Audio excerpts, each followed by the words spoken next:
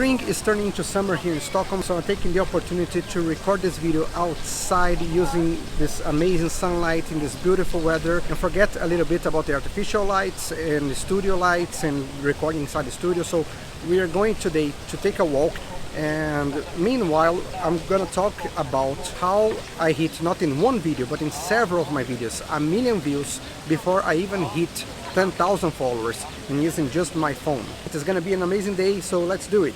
Come with me.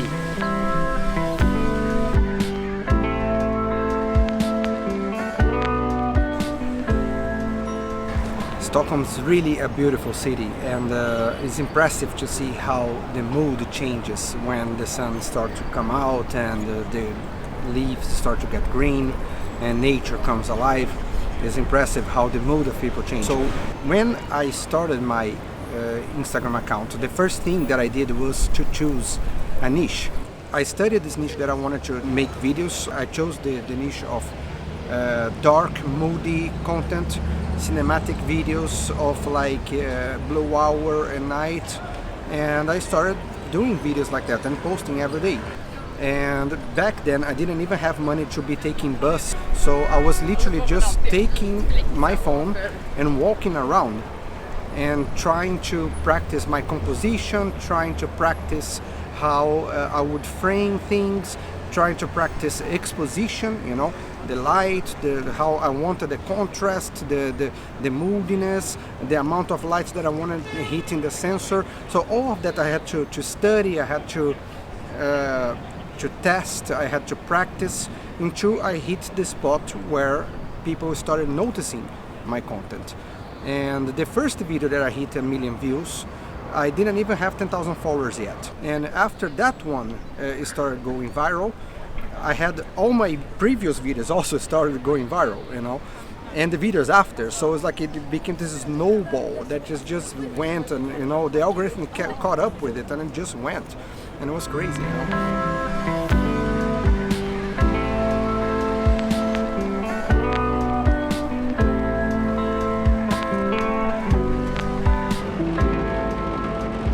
My two first viral videos, they were completely different from each other. The first one was the bus video. I saw that the bus was coming, and I saw the sky with the clouds and everything, and like I saw that I could like push down the exposure and put the shadows to be much stronger. It was a very pretty sight to see the bus coming in that direction, but I wanted also to capture the bus in a certain way that would bring that feeling of cinematic. So what I actually did was, I saw there was autumn, and I saw that there was a tree that was still with a few leaves on the tree. So I went to the tree and I put my camera in front of those leaves, very close, so creates this blurry effect, creates this foreground and background. So the bus was coming in the background with this beautiful sky, blue hour in the back, the bus coming, and the leaves in the front was a lot of wind, and that became very pretty. The other one was an accident. I was replacing a guitarist in a band that was just a favor for a friend that I was doing.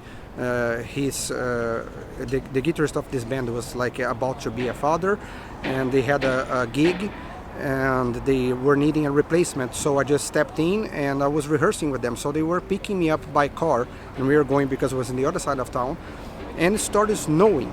It was like at the beginning, absolutely beginning of winter, end of autumn, beginning of winter. It started snowing, and it was night, and I saw those street lights and the cars and everything, and there was a house coming in the other direction. So I just pushed the phone up and I pressed play, recording, not even fixed anything, just managed the focus to focus outside, and the snow was falling against the windshield, and was perfect. It was beautiful. This shows exactly one of the most important things about filmmaking is seize the opportunity and also use what you have. So if you have a phone, the phone is the best camera because you have there with you all the time. Opportunity and creativity.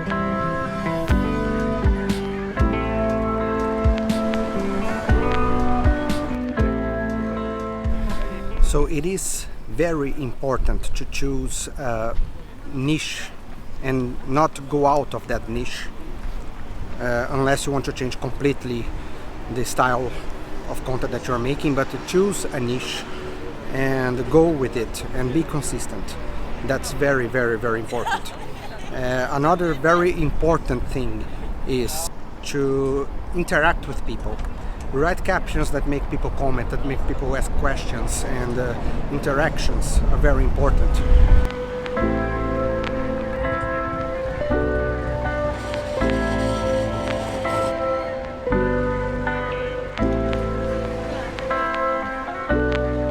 So the 4 elements for a viral video that I can identify in my content and the content of other people also are: first of all, consistency. You need to be posting every day. Post every day and be consistent with your content.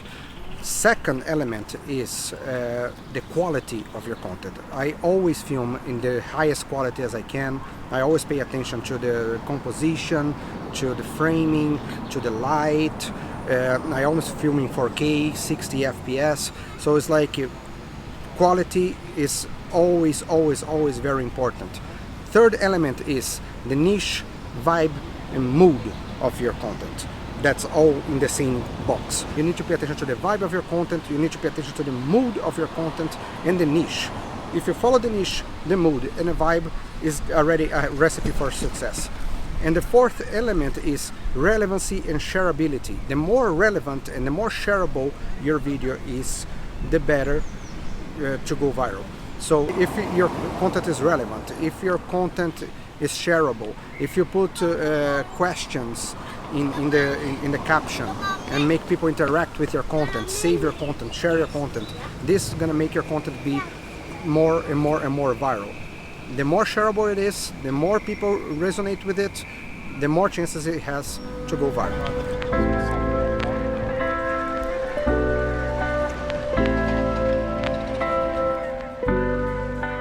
So now I'm gonna enjoy this amazing sun. I'm gonna enjoy a drink. It's summer, life is good, and that's it for today then. If you like this type of content, if you like my videos and you want to see more of this, don't forget to subscribe and comment also what more would you like me to talk about. If you have any questions also, feel free to ask in a comment. And that's it. I see you next time. Cheers.